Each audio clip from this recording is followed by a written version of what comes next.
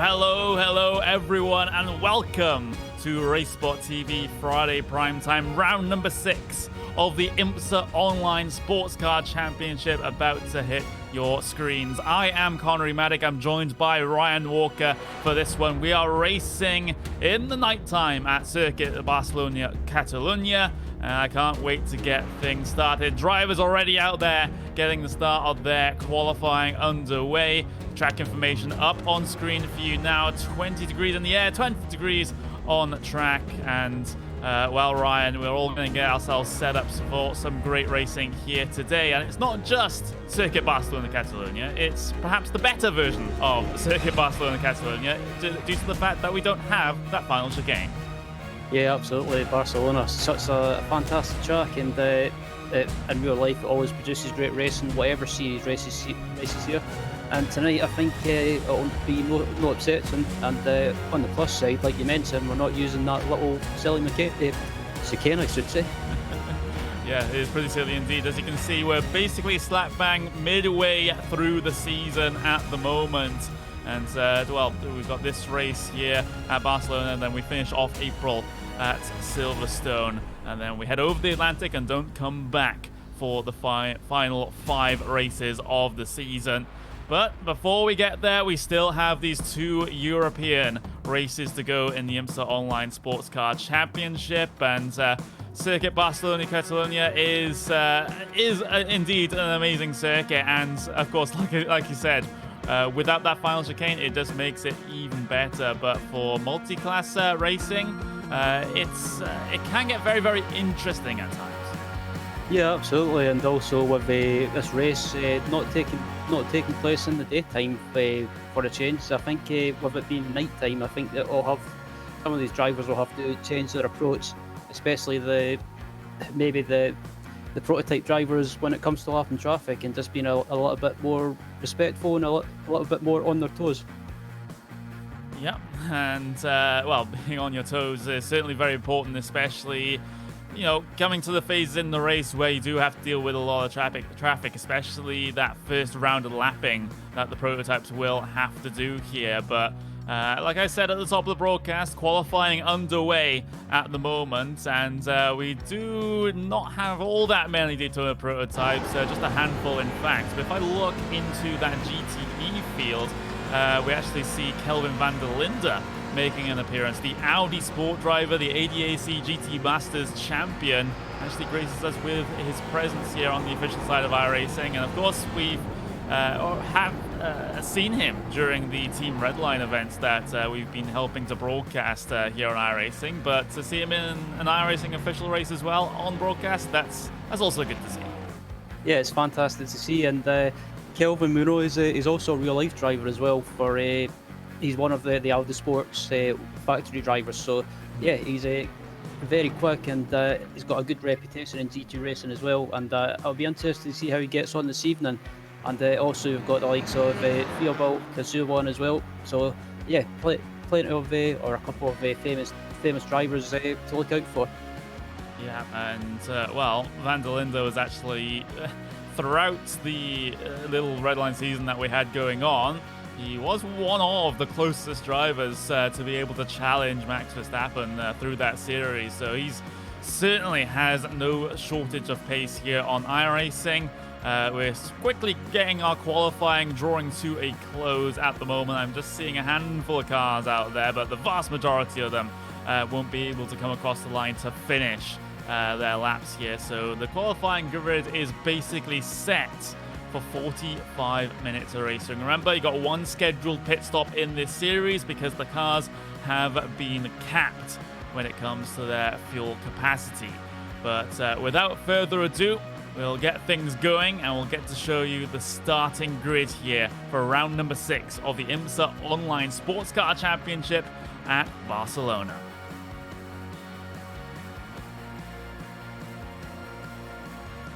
Your Daytona prototype field looks a little bit like this. Tim Graven takes pole position with Gustas Grimbergas in P2, Malik Nadoya in P3. You got James Hall in P4. Alan Day will round out the 5 Daytona prototypes that will go racing here today.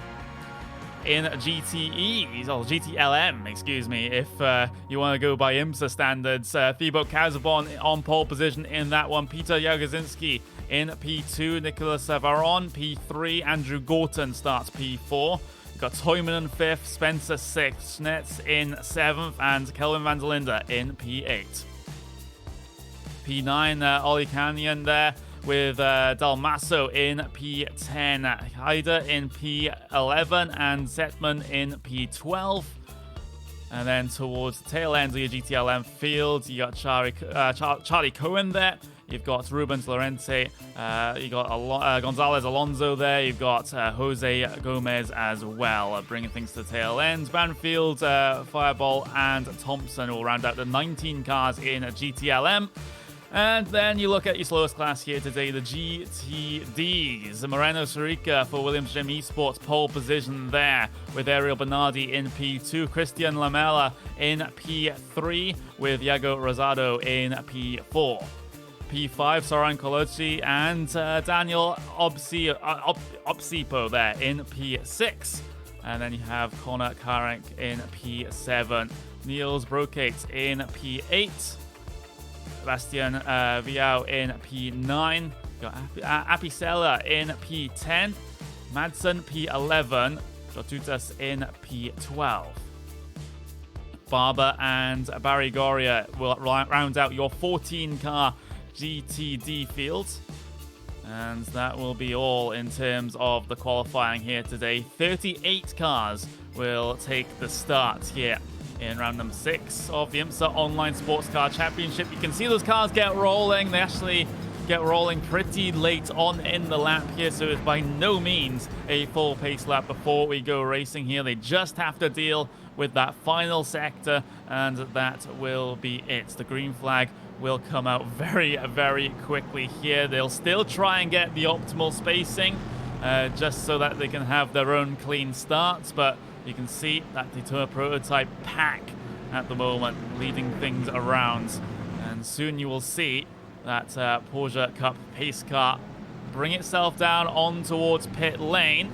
There it goes, field under the control of Tim Graven, as he'll just hold the field for now, coming through the final corner until he dictates when to go. We're going to go green flag racing here for 45 minutes at Barcelona. Graven is away, but it's a battle for P2 in this class as Gustas Grimbergas and Malik Nadoya go side by side in towards turn number 1. You can see the GTLMs have just gotten their start in the background as well. Everything a little bit closer in GTLMs right now. We'll go 3 wide for P2 with Jadadinsky in the middle. You have Gorton's been pushed off the circuit, tries to rejoin, stacks up everyone behind, but somehow no one tripped over each other. You did see a car out into the gravel, but no one's hit another car. No one's hit a barrier until now, as that's a car up and over. Charlie Cowan at the back of the field in the BMW has had a major problem. There's your GTD field trying to head its way through with all of this at the moment. It doesn't look like any of them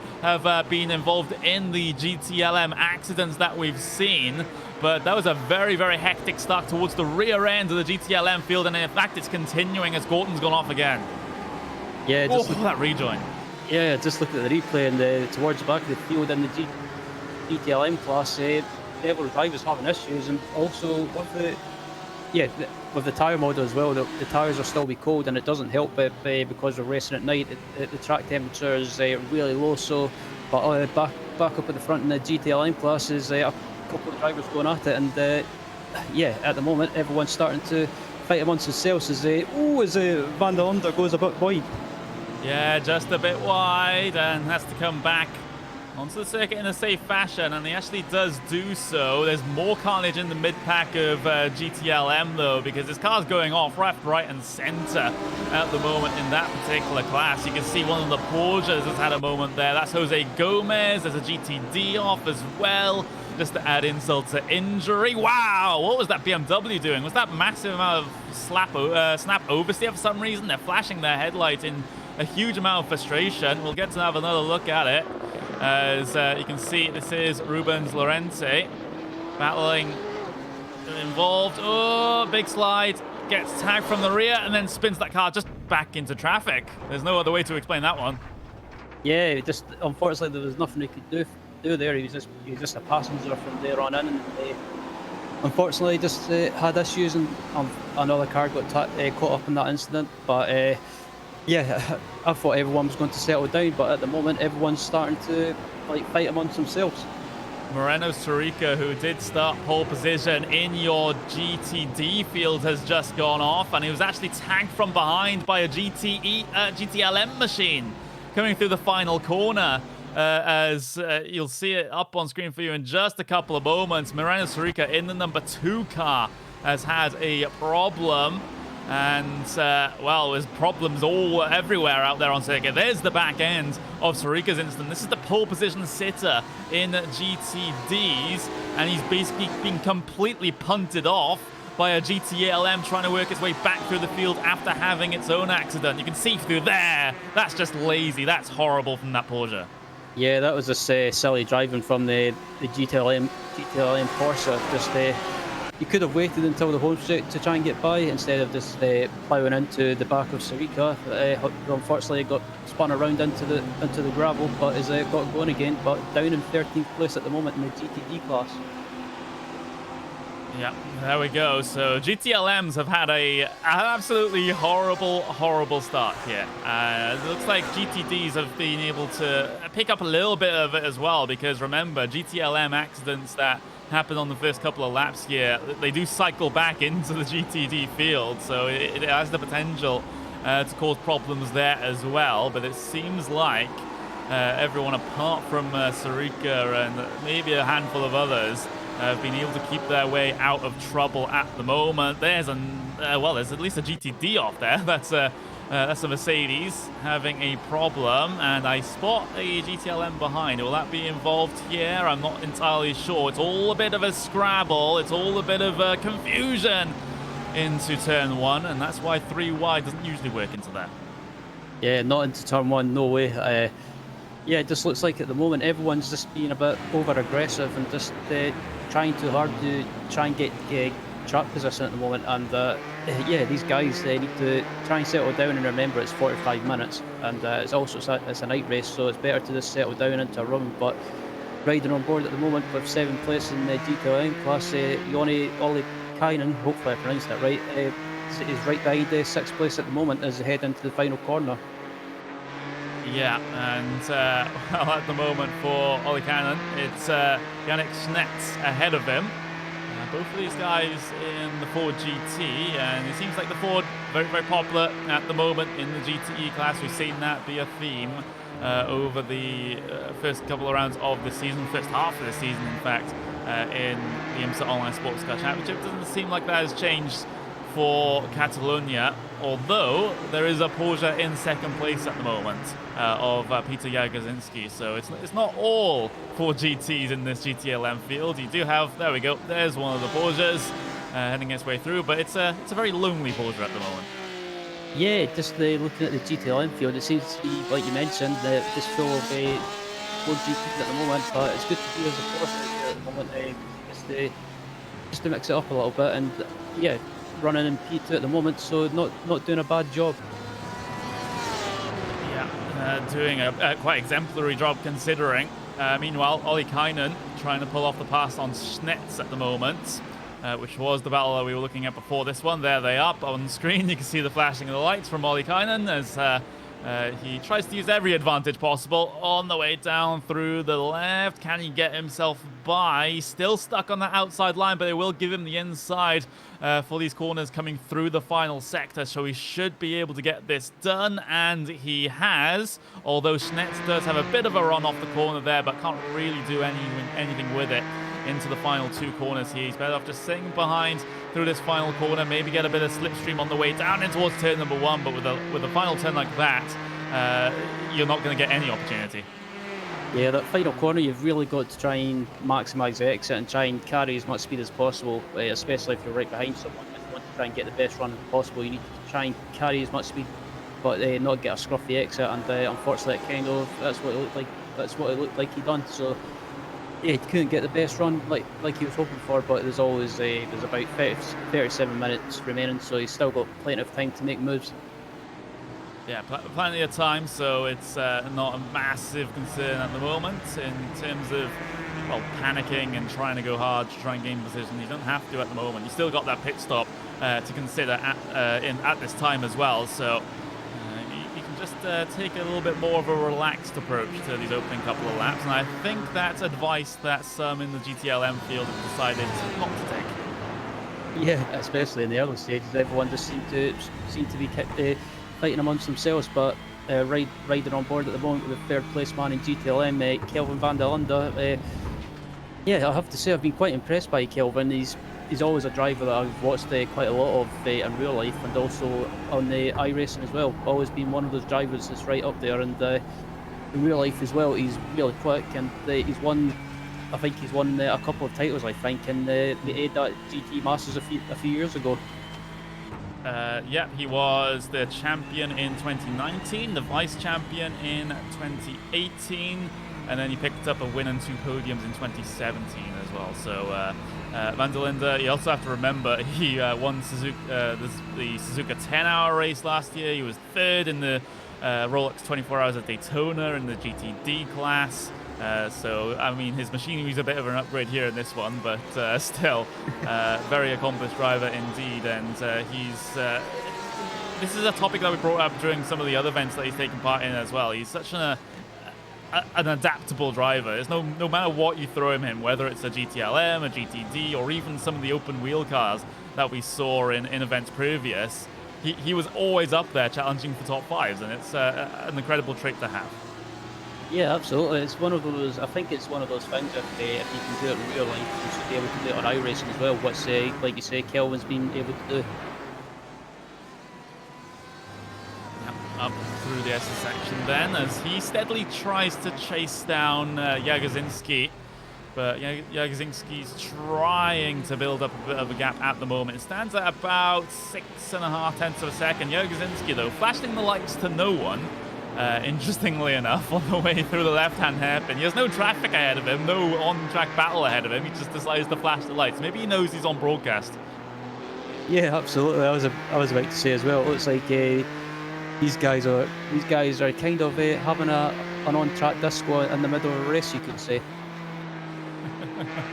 Yeah, I mean, we don't often go night racing in this series, and well, Barcelona will treat us to one of the only races that's in the darkness for this season.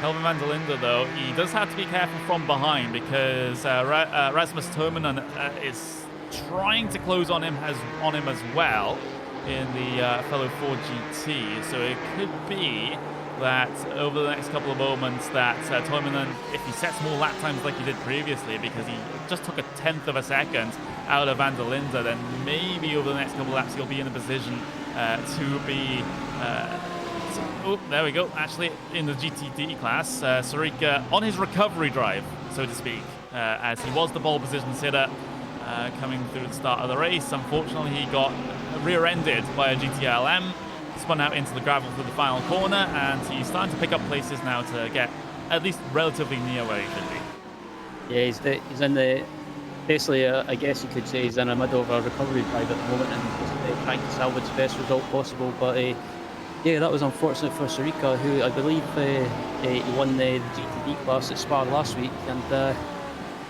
yeah, I think he was my favourite for tonight, but unfortunately he's just having to recover as best as possible. But at the moment he's putting on a good drive at the moment, and back in P10 it's Nick Madsen, who we ride on board with at the moment. Nick is not someone that I've watched in the past in iRacing. A quick driver, but sometimes can be a bit overly aggressive. Yeah, I haven't seen much aggression from him in this race so far, but there's still plenty of time to have that happen, and plenty of cars ahead of him for it to happen too as well. But hopefully no contact like we've seen in the GTLM class at the start of this race. But look at that run that Madsen's got through the corner there. Might be able to do something with this, you know, in towards left, and well, towards the outside he goes, looks for the cutback over Barry Goria here in that Audi in front of him, but Madsen can't find a way through at the moment. And when does he turn up the heat? It looks like now, as he almost makes contact with the Audi, and well, just trying to wheel that car through the corner at the moment. he's really, really showing his aggressive nature. I'm glad you called that out, Ryan.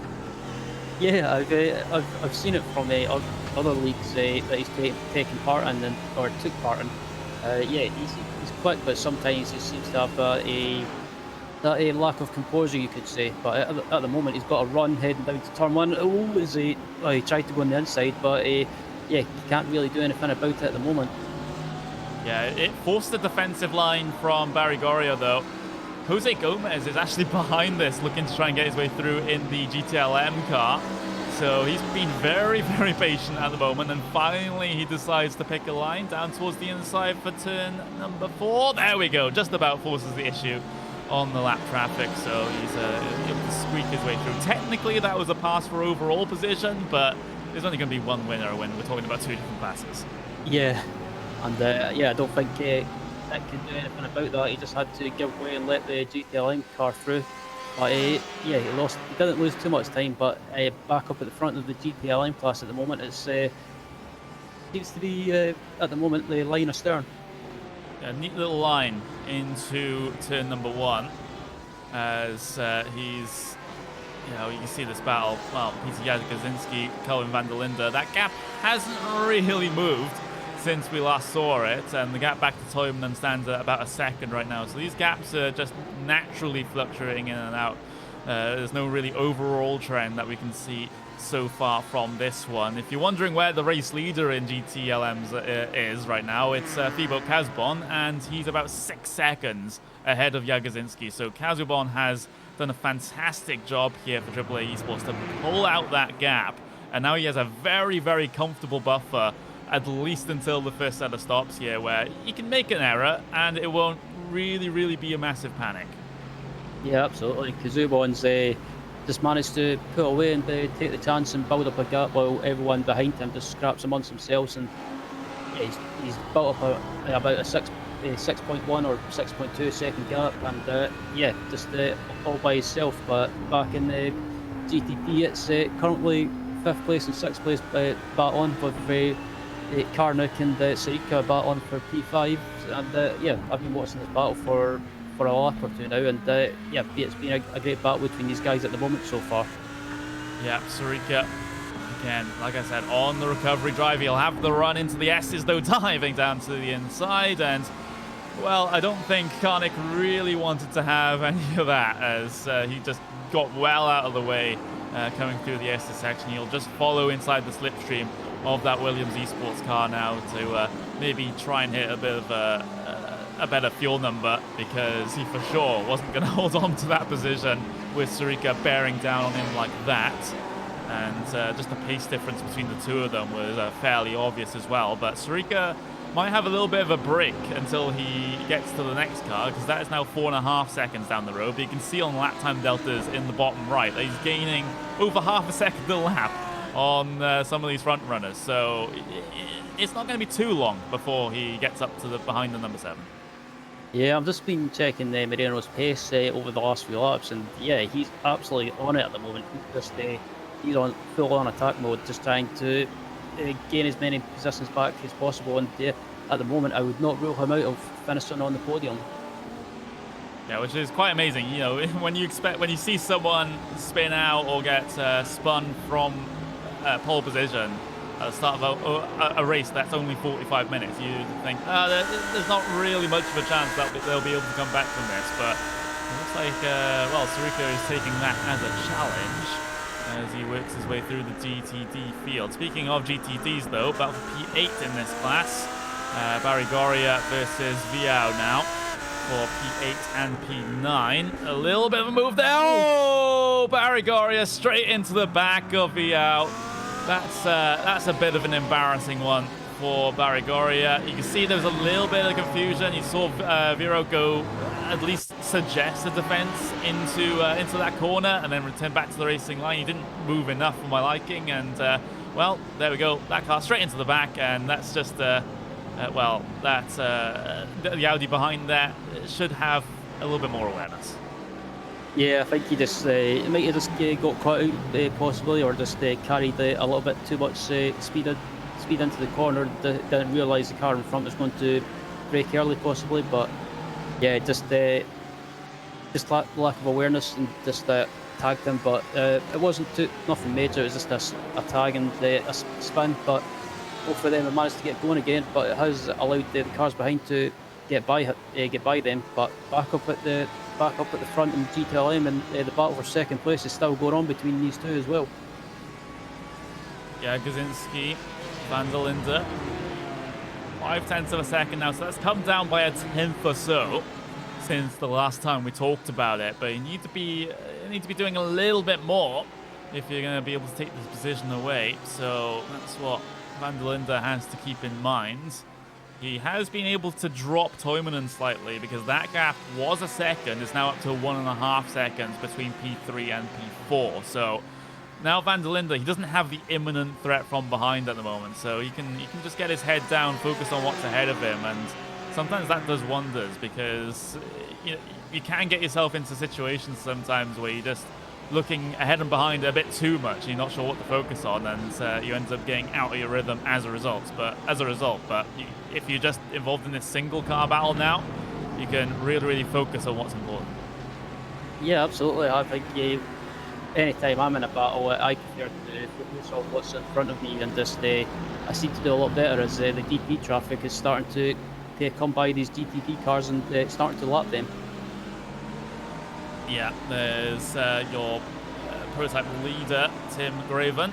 At the moment, he's widely considered to be one of, if not the best Daytona prototype driver on a regular occasion, might I add, because some of the other teams and some of the other pro drivers in iRacing do pull out the Daytona prototype when it comes to special events. But when it comes to racing these things week in and week out, Tim Graven is basically the best driver behind the wheel of those cars, and he's showing what he's made of right now. He has a 3-second gap over Gustas Grimbergus, but he holds P1 at the moment, which he has done many times throughout the season. Oh, Sarika's around again. What's happened here? As your pole position sitter in GTDs, it's not his fault at all from what I can see. We'll let this run through, and this is probably the best view for it because he had a car spun in front of him there, and oh, it slams on the anchors. Nothing really more that Sarika could have done there. That's Soren Koloji that spun through the S's and then let the car roll forward a little bit, and that's a bit of a cardinal sin, Ryan, because if you're stranded in the middle of the racetrack with traffic coming, just hold the brake and don't roll forward like this. Yeah, that's the #1 rule. I've always been told on iRacing since I started, is if you spin in the corner and there's traffic coming, like you say, hold your brakes and just keep the car still until everyone goes by, and then once it's cleared, that's when you get going again. Yeah, so it's not been a great day at the office for Sarika. That is probably the understatement of this race. I think it was only a light bit of contact with that with Koloshi, so his car is seemingly okay. The front Audi is a little bit pushed in, but it might still have some pace as it gets a car on the inside there. That's one of the Daytona prototypes that decided that it wanted to take the racing line through the penultimate corner. But yeah, just keeping an eye on the lap times of Sarika from this point forwards. This one across the line won't be representative since it was the lap the incident happened on, but for the next couple, we'll have to see if there's any damage affecting his pace. Yeah, I'm just looking at the front now. It's nothing major, but yeah, it was real unfortunate for Sarika because he was putting on a great recovery drive, but he's still in P4 at the moment in GTD, so he's not lost too many positions, so he might just be able to finish in P4, or if anything happens up at the front, he might even snatch the final podium position. But this battle in GTLM is still going on. This has been going on for since the start of the race. Yeah, Gazinski he's basically staying about half a second back at the moment. You can see now the lights are flashing, so no matter if it's in sim racing or in real life, it seems like both drivers of both disciplines like to lean on the flashy light button maybe a little bit too much. But you can see the Ford GT trying to bear down on the Porsche at the moment, and Jagosinski's been doing a good job to keep this gap where it is at the moment, considering all the pressure. Yeah, and considering that the Ford GT is I think if I'm correct, it's meant to be at the moment the quickest car in a straight line. So I'm very surprised that Van der Linde has not got by much sooner. But at the moment, he doesn't seem to be close enough to make a move. But also on the other hand, he could stay in that slipstream and save some fuel.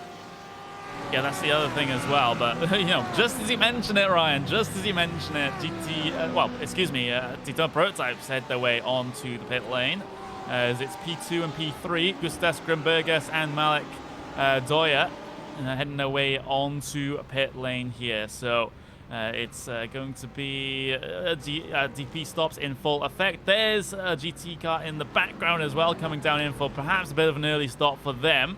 As it's one of the GTDs, Barry Goria, he had a little bit of damage as well as a result of incidents, and you can see the car pulling in front of him also has a bit of front end damage as well. So that's Appy Xella in that car, as those guys will get themselves on and off pit lane in quite quick fashion. But if Trent is to be believed here, Ryan, it's going to be a while still before those GTLMs decide to come down on towards pit lane. Yeah, I think especially up at the front in GTLM, I think the top three will try and go as long as possible, just try and run that tank dry. But maybe some people that are stuck in traffic might try and early just maybe try and do an undercut as riding on board with Rubens Laurenti in P13. Seems to me, yeah, doesn't seem to be having the best of races, it seems. No, he doesn't, as Laurenti, he's in the BMW here in the GTLM class, which hasn't been the fastest in recent times. The Porsche dives down towards its inside, and, well, the Porsche can't quite get through just yet. That's the number 33 car of Fireball that looked to try and get his way through, but not on this occasion through the first sector. There's your overall race leader, though, on the pit lane for IMSA Esports, and he'll get his pit stop service done. 12 seconds. That's actually 2 seconds faster than what Grimberges and Doya were able to manage in each of their Daytona prototypes. So it's a very rapid stop for Graven as he's off and away. He's going to cycle back into second place, though, at the moment, because Alan Day hasn't headed his way onto pit lane just yet. He's still out there logging laps, but soon he'll head his way in, and Graven will be able to re-inherit the race lead. Yeah, Alan Day is one of those drivers that I've always liked watching. He's sometimes always a GTD car who gets a bit sketchy under braking, but Dave manages to get by him. But yeah, Alan's one of those drivers that I've always liked watching, and not always been the quickest, but he's always there and thereabouts, and on his day he can spring a few surprises. Yeah, he certainly can, but though it's going to be a struggle in this race considering he's the number 34 car.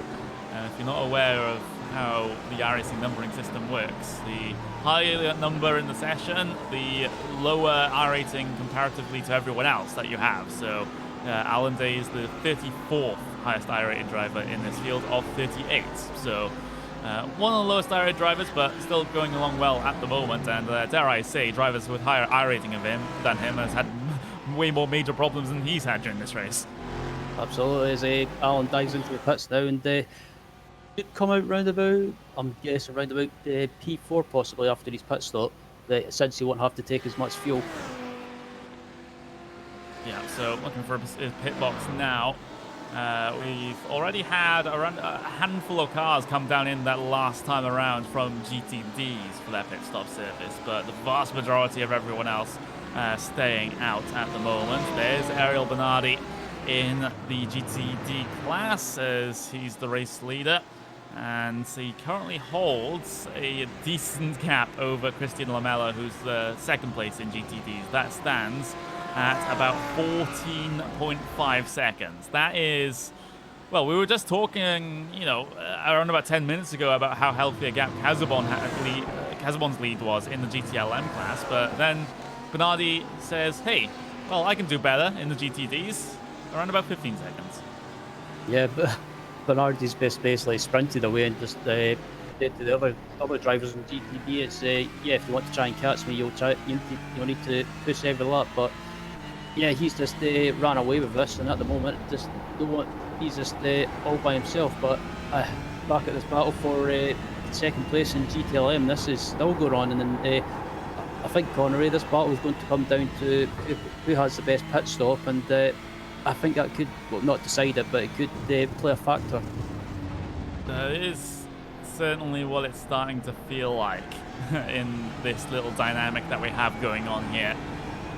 Looks like it might only be separated during the pit stops, though there's a bit of an error through the long right-hander from Jagosinski. That'll allow Van der Linde to just gain that bit of time on him here, but there we go. Jagosinski down on towards the pit lane, and Van der Linde stays out, and that is actually one of the first GTLM pit stops that we'll see here in scheduled terms.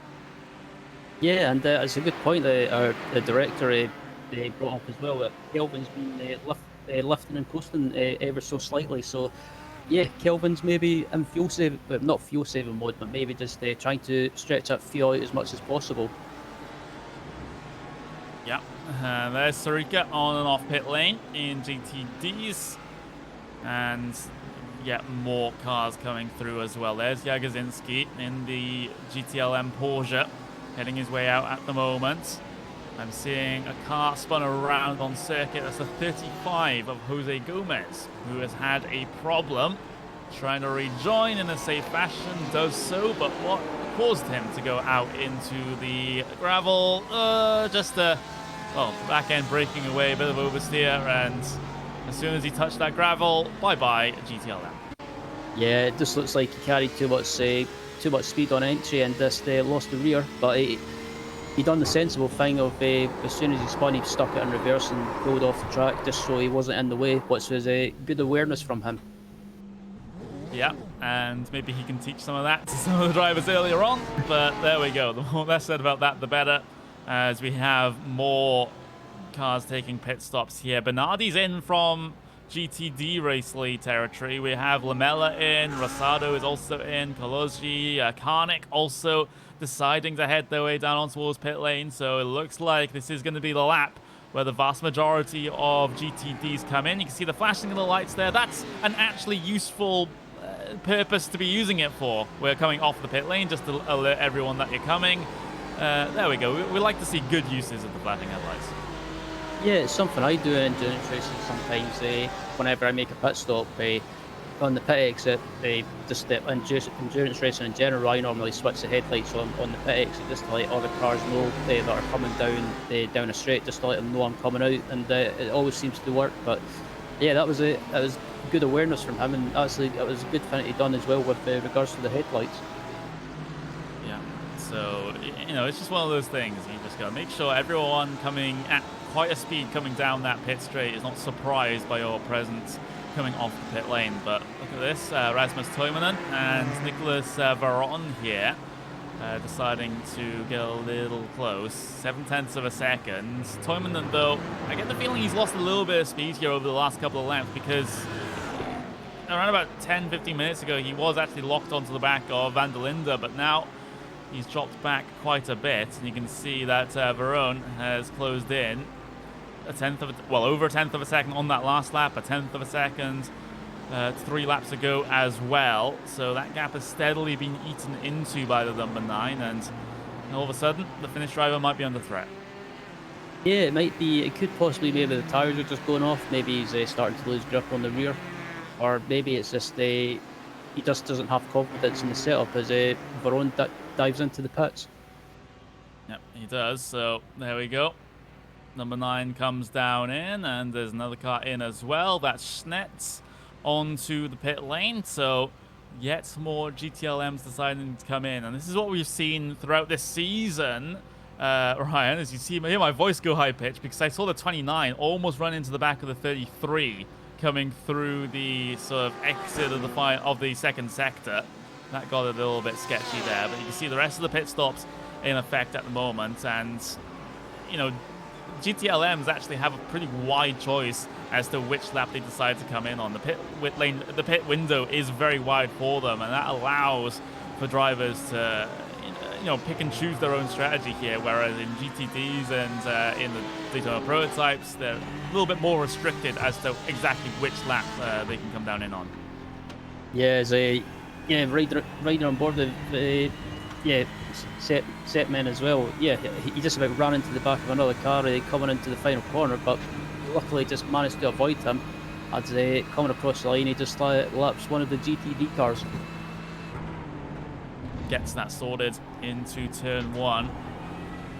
For those drivers that have stayed out in GTLM, though, you have Thibaut Kausbon, who's the race leader in that class. There we go. Just as I talk about it, he decides to head his way in. We're still waiting for Van der Linde, who also decides to head their way on towards pit lane. Toivonen also the same decision for them. So that will mean that the entirety, or at least the entire front of your GTLM field have now decided to come onto pit lane. Thibaut Kausbon getting himself stopped in his box. No mistakes on pit lane, which is what we love to see from the race leader, so that he doesn't have to eat into the advantage that he's gained through that first stint. 9.2 second stop, and he is off and away. 8.4 for Kelvin van der Linde, though, so that fuel saving has worked there, as he's able to get a little bit of a shorter stop than his competitors. Oh, there's a car around there on the front straight. You can see that... they just nose it into the barrier again. That was a woeful attempt at getting that car spun back around. That's Colosi again. So the driver that had a spin inside of the first sector that Sarika got collected in has had another problem here. Goes very wide through the final corner, and just the back end slides out again and out into the gravel. Rejoins the circuit. Car didn't want to have any of it, and it's heavy impact with the tire barriers there. Luckily, the engines in these Audis are not in the front. Yeah, yeah, that recovery trying to get it round, it was kind of like when he runs the wall. It was kind of like watching that scene from the Austin Powers movie when he tries to get it turned back round. Yeah, I know the one that you're talking about. But look at that though, because Kelvin van der Linde, as a result of the fuel strategy and being able to take less fuel in the pit stop to get to the end of the race, he's extended the gap over Jagosinski, of course, being able to pass in the pit lane as well. And that's a massive swing in terms of time, because he was about half a second behind Jagosinski as Jagosinski came on towards pit lane, and now the gap is a couple of seconds going the way of van der Linde the other way. So that's how much the fuel, well, getting a good fuel economy in these GTLM cars is really going to benefit you. Yeah, I think Kelvin managed to stretch out as much as possible, and he done a good job of saving some fuel to go 1 or 2 laps extra, and it showed in the pit stop by managing to jump into second place. And just looking at the gap, like you mentioned, that's right about the 4-second mark. So yeah, good more. stop. Yeah, more now, yeah, good stop by Kelvin as well. So yeah, he managed to jump him easily. Yeah, because the gap is 5 seconds to Jagosinski, and in fact the gap from second to the race leader is actually shorter than second to third place at the moment. So van der Linde is going at a rate of knots at the moment, having a great pit stop. Able to get himself in a position where he can now maybe even challenge for a race win, because it was a poor lap from Kausbon. Meanwhile, P8 GTDs up on screen, and Viao losing the position there to, I believe, the car of Colosi as he heads his way through after his major incident through the final corner. Somehow still has some speed in that Audi, but you can see the you can see the straight line speed deficit that he has, though, as Viao just comes straight back at him when turn 4 arrives. Yeah, Viao is just trying to get by him, but at the moment just can't do anything about it as he gets lapped by a GTLM car. And even though he's got Soren's got some damage, he's still managing to keep up that speed amazingly. It is amazingly, but how long can he hold this for, though? That's the question. You can only race so long with that amount of damage, so he does still have to be pretty careful here at the moment, but still going along well, although there's one of the GTLMs diving towards his inside. That's not going to cause him a problem, though. The car behind not close enough to be able to capitalize on that. In fact, he is actually starting to gap him now, so I think Colosi has really gotten away with one here in that number 7 Audi. You would have thought that much damage would rule him out of the race, but somehow able to keep going. Yeah, I thought it would have affected the straight line speed possibly, though, but it doesn't seem to be hindering him too much, as Oh, it'll be interesting to see on the straight if he's lost a little bit or maybe too much. But at the moment, it doesn't seem to be affecting him. Yeah, VR not close enough to capitalize. You can see, you know, Colosi, he is losing a bit in the straight line, but it's not as much as at first look. So, like I said, he's basically gotten away with one here and able to keep going despite everything that has happened to him so far this race. Look at this congestion, though, coming through the exit of the first sector, because here's Jose Gomez here that's involved with Rasmus Toivonen. That's actually a battle that's a lap separated, so it's a lapping procedure underway there, as Toivonen and Olli Kainen are the cars in a battle. Two identical Ford GTs there heading their way into the final sector, and both, of course, piloted by Finnish drivers. So it's a Finland affair into the final 6 or so minutes of this race, and a battle for P5.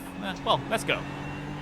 Yeah, absolutely. I have to say, well, when it comes to these races, I love watching the GTLM classes and the GT class as well, because there's just great racing like we're being shown at the moment. And yeah, this battle between the two Finns, you can't really separate them by, well, yeah, as a finish, or as I like to call it, a finish length.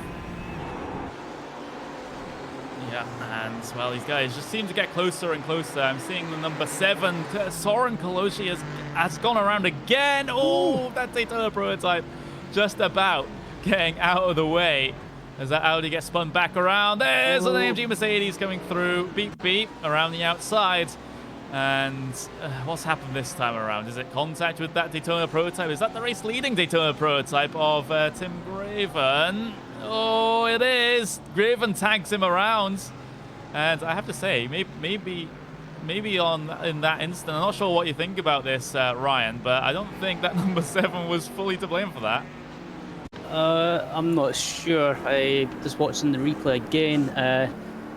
The number 7 seems to go much slow. He seems to go slow in the exit. So I don't know if Greven got caught out a little bit, or if he just yeah, it looked like the Audi just left a gap and then kind of started to close, or just slowed up in the exit. So I don't know. I would say that's maybe 50-50. Yeah, I definitely say that as well, as Graven certainly wasn't expecting what was going on there. I'm having a look at his gap to Grimbergus. It sits at 7 seconds, so he should be relatively safe for this for the end of this race. I don't think he picked up too much damage as a result of that little bit of contact. You can see Finland versus Finland on the way in towards turn 1, but Olli Kainen still not close enough to be able to do anything about Toivonen at the moment. And with these GTD cars ahead of them, it might cause a bit of a problem. Toivonen needs to get through on this cleanly, otherwise Olli Kainen's going to be right on the back of him as he dives down towards the inside of 1. Toivonen manages to get by Sarika and the GTD Audi, and not too many issues. Doesn't seem to lose too much time as Toivonen laps that looks like Nick Madsen. So yeah, but it's all bunching up again, and the two Finns are still close together, and yeah, it's been a fantastic battle to watch for the last few laps. It has. It looks like nothing going to change in the battle, though, as they're able to get quite comfortably through on the GTD traffic. But look at P2 in Daytona Prototypes, because Grimbergus has Doya on the back of him right now. 4.5 tenths of a second. They're having to deal with GTLM traffic. Again, another little piece of time lost from Grimbergus, as he lost a whole bunch of time on that last lap. 9.5 tenths of a second went Doya's way in that one. So a huge chunk of time lopped off, and all of a sudden that number 20 has a very good opportunity in terms of trying to get onto the second step of the podium. Kolosi's around again, by the way, number 7. Yeah, this battle for P2 in the prototype class is real close, and I think it's only a matter of time before Dow gets by as watching the replay, and I thought he was going to bounce back out into the traffic. I think those drivers on the track thought he was going to bounce back into the traffic as well, as Kolosi has had a horrible day. Maybe some of these later incidents are being affected by the damage, I would have thought, so I'll give him the benefit of the doubt there. But looking at this, Toivonen and Olli Kainen 0.2 of a second on the way into the braking zone. Ollie Cannon had a little look there as he tries to get past the Audi, and he'll do so in comfortable fashion. But look at the slide from Toivonen there as he keeps it all together. P4 is actually ahead of these guys, so all of a sudden this might even become a 3-car scrap for P4 in GTLMs if that driver ahead is not too careful, because that's Varone there that's ahead of these guys in the white Ford GT. So he'll be dragged back into this one if the two Finns can keep it line astern and not fight too much. Yeah, I'm actually thinking if that's what they're doing, if they, as Sarika's had more issues, I believe. It looks like we'll see it run through on the replay. Oh, the back end is breaking away. It seems like a lot of these GTDs, in fact, are just having problems with keeping that rear end stable through some of these corners. It's you know, Sarika's had his fair share of it. Koloji is probably the most obvious driver that has had problems there. So it seems like the driver's really struggling to keep the rear end of the GTDs in check. Back to GTLMs though, because you have this battle. You have Ollikainen, you have Tankinen, Toivonen there, as Tankinen's a completely different driver indeed on iRacing. Do apologise for that, but you see I'm heading way through the first sector, tight and twisty sector. There's an Audi ahead of these guys as well that'll just back up Verone a little bit, so he's now very much within this battle, and that Ford GT at the back is certainly in a position where it can go for a dive. That's Ollikainen, but decides to forgo it this time around. But these guys only have about a lap and a half to go. Yeah, I'm thinking, or I'm wondering if Verone's maybe having to save fuel a little bit. Oh! Toivonen makes a mistake through the final corner of the first sector. And we'll get to wind it back and see exactly what happened. It was the car breaking away just a little bit through the exit of the corner, tags the gravel, tags the grass, and well, almost into the semi-welcoming hands of his compatriot behind him. But they're able to keep things together. But it does mean that Toivonen, well, at least for now, is out of this battle unless Toivonen and Verone decide to scrap in and amongst each other, but it doesn't look like that Ollikainen's close enough for now. 18 seconds left inside the session. There is Tim Graven as he is currently heading his way through the final sector. This is the last lap for him, so 5 seconds remaining will quickly become 0, and that will mean that at the end of this lap, Tim Graven will come across the line to win in the Daytona Prototypes and another overall race win in the IMSA Online Sports Car Championship to his name. Final corner for the final time. Simsa Esports picks up another one with Tim Graven behind the wheel. He wins here at Circuit Barcelona, Catalonia. Grimbergus and Doya, they were close coming across the line, but Grimbergus is able to come away with it. Looking back, well, GTLM and GTD race leaders will basically come across the line together, and they're just a sector away from doing so at the moment. But you also got to pay attention to that battle with Verone and Ollikainen, as Ollikainen's trying to gain as much ground as possible. You can see him flashing the lights, trying to at least will himself on to try and pick up this position, but I'm afraid he might just be just that little bit too far back. But we'll return our attention to GTLM and GTD race leaders. There is Thibaut Casabon heading his way through the final corner to win in the troubled GTLM class here today. He picks it up for AAA Esports. Ariel Bernardi across the line behind him to win for Leo Racing Team in the Audi in GTDs. And everyone else heading their way across the line in just a couple of moments' time. Ollikainen can't quite do anything about Verone, as Verone heads his way across the line to finish P4 in GTLMs. And I think Ollikainen, Ryan has got the ever-present and ever-common thought of just one more lap. Yeah, that was just absolutely frustrating for him making that mistake, and I think he could have made a move, but just unfortunately clipped a bit of that grass on the exit and just got a little bit sideways, and yeah, put that Finnish car control to good use. Yeah, everyone across the line, so we will be able to bring you the official race results for 45 minutes of racing at Circuit Barcelona, Catalunya in the IMSA Online Sports Car Championship. The Daytona Prototype finish looks like this. Tim Graven, race winner.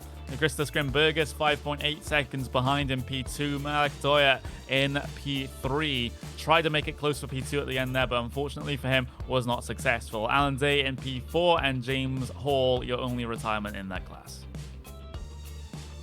In GTLMs, Thibaut Casabon comes away with a very convincing race win over Kelvin van der Linde. 8.7 seconds at the end there, with Peter Jagodzinski falling foul of a worse pit stop than van der Linde when it came to that scheduled stop. So his Porsche will finish in P3. On the podium and in amongst all of those very quick Ford GTs, it's still a commendable effort. Nicholas Ferroni able to hold on to position over Olli Kainen. Rasmus Toimanen drops one position at the very end since he had his mistake coming through those final 2 laps. Yannick Snets in P7. Andrea Dalmazo in P8, Ross Banfield in P9, and Jack Thompson will round out the top 10 in GTLM. And then the rest of your runners, you got Setman, you got Heider, you got Fireball, Lorente, Gomez, Cohen, Gorton, Alonso, and Spencer, bringing things down to P19 in GTLM. In GTDs, though, it's a Audi 1, 2, 3, 4, 5. As Bernardi takes away with the race win. Lamella in second place. Rosado in P3. Sarica does very well to recover into P4 despite not getting involved in not one but 2 incidents here today. Both of them not his fault at all. Broke in P5. Barber in P6 as your highest place AMG Mercedes. Karnik in P7. VL P8. Jotutas in P9. And Obispo in P10. Apicella in P11, Madsen P12, Kaloji with a troubled day in P13. P14 would go to Barry Goria. Well, with that, it was a fairly interesting race, especially at the start there, Ryan, with the confusion, some of the carnage that we had in GTLMs. It's not actually what we expect here in this series. Usually it's been